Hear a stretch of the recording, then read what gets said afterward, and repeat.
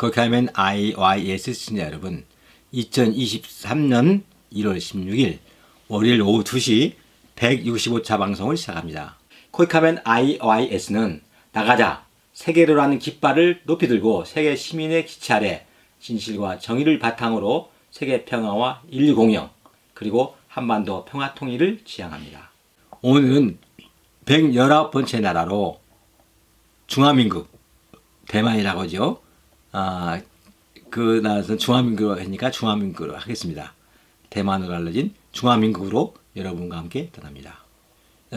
국명은 중화민국 리퍼블릭 오브 차이나 ROC입니다. ROC.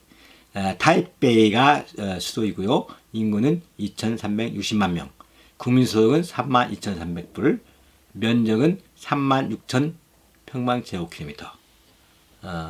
우리나라 경상도, 경상남북도보다 약간 큽니다. 건국일은 1912년 1월 1일 손문이 세운 날이죠. 청나라를 물리치고 1912년 1월 1일을 건국일로 합니다. 그러나 정부가 타이완으로 이전한 것은 1949년 12월 7일 장제스가 마오쩌둥한테 지고 본토에서 밀려온 것이죠. 1949년 12월 7일. 먼저 중화민국 대만의 지도와 국기 그리고 국장을 한번 보시죠. 중화민국은 동아시아에 있는 타이완 섬과 그 부속도입니다. 경상도 면적보다 약간 크며 별칭은 포르투갈어로 포르모사라고 그러는데요. 포르모사. 그 포르모사라는 말은 포르투갈 말로 아름다운 섬, 아름다운 섬이란 말입니다. 청일 전쟁 후 일본에게 귀속되었다가 일본 땅이었다가 카이로 선언에 따라 1945년부터 중화민국에 편입되었습니다. 고대부터 이어져 온 타이완은 오스트로네시아족 원주민들의 섬이었습니다. 명청래에 들어 점차 한족이 이주하기 시작했지요. 타이완의 역사는 크게 16세기 이전 시기, 그리고 1624년 네덜란드 점령 시기 1624년, 그리고 정시 왕국 시기, 청나라 시기, 일본 제국의 식민 통치 시기, 그리고 중화민국 시기로 나누는 것이 일반적입니다. 국기는 청천백일 만종기, 청천백일기로 하죠. 청천백일기로 순원의 삼민주 사상을 척색, 정색, 백색의 세 가지 색으로 표현한 것입니다. 청색은 청명, 순수, 자유를, 적색은 희생, 유혈, 형제를, 백색은 정직, 이타, 평등을 상징하고 태양에서 뻗어나오는 12개의 빗줄기는 1년 12개월을 형상화한 것으로 국민들이 정진하고 자강불식할 것을 상징합니다. 국장의 파란색과 하얀색은 삼민주를 두 가지 색으로 표현한 것이고 번영과 민주주의를 뜻합니다. 그럼 실오늘은 세계 여행에서 중화민국 시 한 편 소개합니다. 타이완 중화민국이요.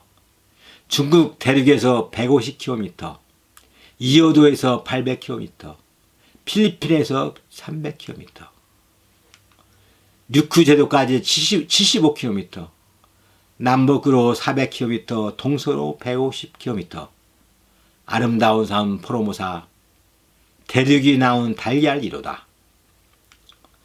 남태평양 길목에서 떠있는 그대의 운명, 청일전쟁 넘어 제2차 세계대전 지나 국공내전에 따라 엎치락 뒤치락 롤러코스터네. 드디어 중화민국 1949년 자리 잡네. 덩치 큰 동생과 우열을 다투지 마라.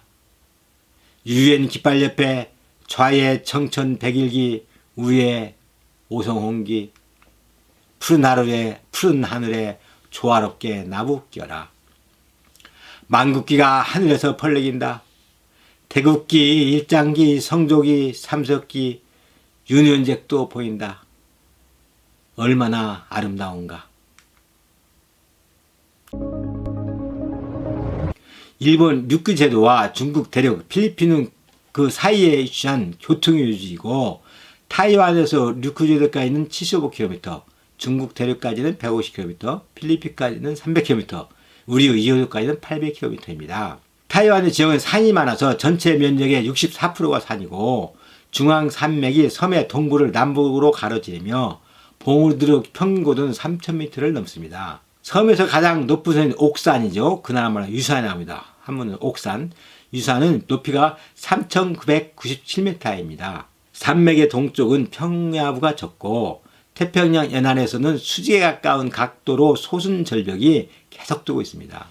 그에 비해 서쪽은 비옥한 평야가 완만하게 타이완 해협을 향해 펼쳐져 있죠. 대부분 강이 타이완 산맥에서 발원하고 있어 모두가 짧고 급류입니다. 주요 하천은 서부에 집중되어 있으며 가장 긴 하천은 167km인데요. 이름은 한문어 탁수계, 혼탁한 물인 것만 탁수계, 중국 발음으로 조수이강입니다. 타이완 주변에는 22개의 작은 섬이 있고요. 큰 곳은 일본과 영토 문제로 보면 다이주다이, 조도죠. 라이숑, 란다오, 샤오로치, 구이산 이런 것들이 있습니다. 타이완의 기후는 온난 수분한 기후입니다. 섬 전체 평균 기온은 23도씨로 아주 온난하죠. 28도씨나 겨울은 12월부터 2월까지로 짧고 평균 기온은 28도씨고 매우 따뜻하며 북부에서도 평균 기온은 10도를 넘습니다. 높고 험한 타이완 산맥과 계절풍은 타이완 기후에 결정적인 영향을 주고 있죠. 타이완 북동부에 강우량이 많은 것과 섬 남서부의 건조 기후는 이러한 요인에 의한 것입니다. 섬 전체의 연간 강수량은 2,540mm로 평지보다 산지가 서해안보다 동해안 쪽이 많습니다. 또 6월부터 10월에는 큰 태풍이 많이 거쳐가 매년 피해를 봅니다. 타이완의 가장 중요한 천연자원은 따뜻한 기후로 따뜻한 기후 때문에 형성된 비옥한 풍토라 할 수 있고 광물 자원으로는 석탄, 대리석, 유황, 석유, 천연가스 등이 산출됩니다. 타이완에 분포하는 식물은 3,800종이 넘습니다. 산림에 덮인 산은 고도에 따라 산림 형태가 달라지며 다양한 식생이 분포합니다. 해발 1980m, 우리나라 따지면 한라산만 하죠. 높이가 있는 아열대성 식생이 나타나고 1980m부터 3000m까지는 낙엽스름대와 침엽스름대의 혼합지대이고 3050m부터 4000m까지는 심엽스름입니다. 근래에는 고산기후를 이용한 고랭지 채소 재배나 과일 재배가 행해지고 있습니다.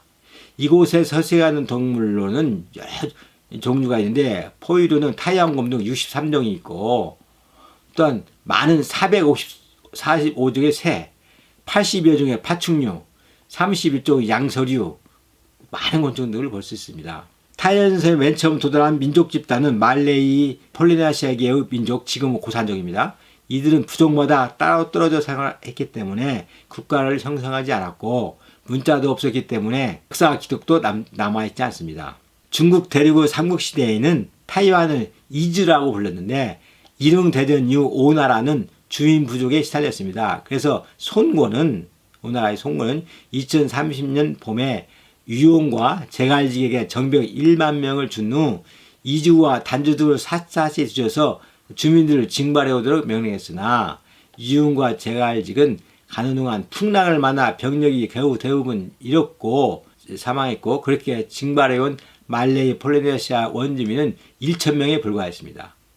13세기 후반 원나라와 명나라가 평후제도에서 행정기관을 설치했다는 기록은 있지만은 타이완 섬을 별도로 다스리지는 않았습니다. 타이완에 관련된 역사가 문자로 기록되게 되는 유럽인의 상륙 이후입니다. 17세기가 되면서 스페인이 타이완의 북부 지역을 차지했고 네덜란드 동인도 요사가 타이완의 남부 지역을 차지했습니다. 네덜란드 동인도 요사는 농사를 지키기 위해 푸젠성, 광농성에 사는 한족들을 모집해 타이완으로 이주시켜 농업에 종사하게 하였습니다. 중국 대륙에서 한족 남성이 유입되면서 원주민 여성과 결혼 빈도가 늘어나 자연스럽게 타이완만의 독특한 혈통이 형성되었습니다. 명나라가 망할 위기에 놓여 남명으로 밀려나고 만주족이 중국 대륙을 장악하자 항청 복명의 교훈을 내건 정성공이라는 분이 1661년에 타이완에 있던 네덜란드 세력을 침공해서 이듬해인 1660년 네덜란드 세력을 타이완에서 축출하고 타이완을 장악했습니다. 1660년 정성공이 죽은 후 아들 정경이 타이완을 통치했죠. 정민정권은 오래가지 못했지만 이때 처음으로 타이완에 사실상 중국계 국가가 건설된 것입니다. 정씨 일가 후 타이완 지배는 만주족의 타이완 정벌에 의해 끝났습니다. 이로써 타이완은 청나라 영토에 편입되었지요. 그러나 당초 청나라는 정치 일가를 응징할 목적으로 타이완을 공격했기 때문에 타이완을 직접 통치하는 것에 대해서는 소극적이었습니다. 그러나 외적으로 침입을 막아야 되는 등 군사적인 이유로 타이완을 활용하였습니다.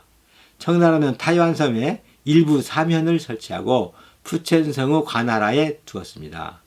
하지만 청나라의 통치력은 타이완 전역에 강력하게 영향을 미치지는 못했습니다.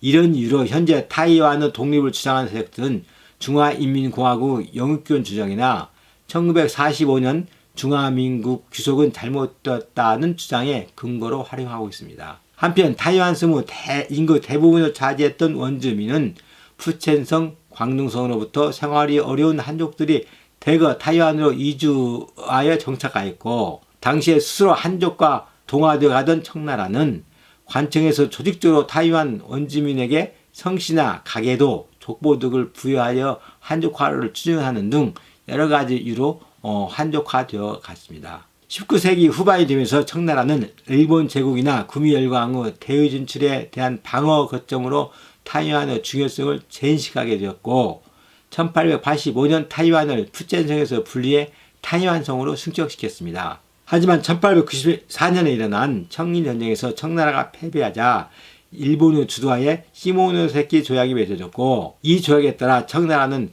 만주와 평우제도를 비롯해 타이완섬을 일본에게 할양하였고, 곧 타이완성도 폐지되었습니다. 타이완섬에는 일본의 점령에 대한 저항운동이 일어나 타이완 민주국의 건국을 선포하게 됐었지만 일본의 강력한 진압으로 저항운동은 실패했습니다.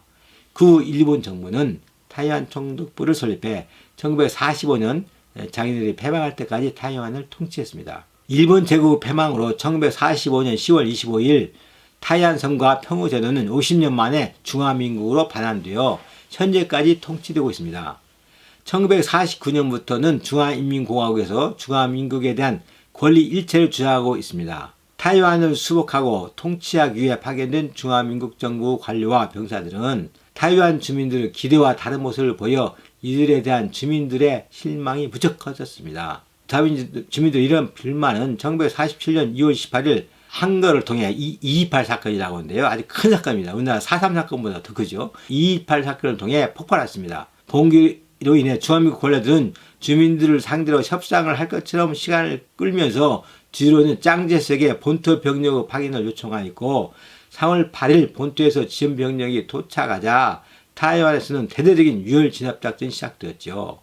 이 과정에서 본성인 약 3만 명의 사망선이 실종됐으며, 지금까지도 이 사건은 타이완 본성인과 1945년 이후부터 타이완으로 이주하기 시작한 의성인 사이에 깊은 앙금으로 남아 있습니다. 1949년 12월에 중화민국 국공내전에서 중국 국민당은 중국 공산당에 밀려 난징에 있던 중화민국 정부를 타이베이로 이전하였고, 이것 보고 이전한 사실을 국부천대랍니다. 1949년 베이징에서 장제스가 수도를 타이베이로 옮긴 것을 국부천대라고 합니다. 이후 중화민국이 시료 통치 지역은 사실상 타이완직으로 축소됐습니다. 본토는 중화인민공화국 모택동에게 뺏겼죠. 1996년 3월 23일 국민의 직접선거로 총통을 선출하도록 제도를 개선함으로써 타이완은 중국 국민당 장기 집권을 마감하고 본격적인 민주화 시대를 열었습니다. 2000년 총통 선거에서는 민주당 진보당의 천스이벤이 총통에 선출됨으로써 재헌 이래 평화적 정권 교체를 이루기도 하였고, 2008년에는 중국 공산당의 마잉주가 당선되었고, 2016년에는 다시 민주진보당의 차이밍원이 총통에 취임하였습니다. 차이밍원. 타이완은 제2차 세계대전이 종료된 1945년에 연합국을 통해서 중화민국에 반환됐죠. 일본으로부터. 이때는 동주쿠-께의 작은 섬에 불과했으나 국동 내전에서 중국 공산당에 밀린 중국 국민당이 1949년 난징시의 국민정부를 타이페이시로 전격 이전하면서 타이완은 중화민국의 중심지로 변모하여 새 세대를 맞이하게 되었습니다. 그러나 중화인민공화국은 지금 중국이라고 하죠. 시진핑의 중국, 하나의 중국 원칙에 따라서 1954년의 바당결정은 곧 자국에 소급된다며 23째 성으로 규정하고 타이완에 대한 일체적 영유권을 주장해 오고 있습니다. 거기 가면 시청자 여러분, 중화민국에서 다 다녀오셨죠? 그럼 저는 다음에는 120번째 나라, 지금 나라는 아니지만 올림픽 위원회도 나라로 치니까 나라로 하겠습니다. 실제는 법적은 중화민국 땅이죠. 122번째 나라 홍콩으로 여러분과 함께 떠나겠습니다. 주위 젊은이들과 함께 시청해 주시기 바랍니다. 감사합니다.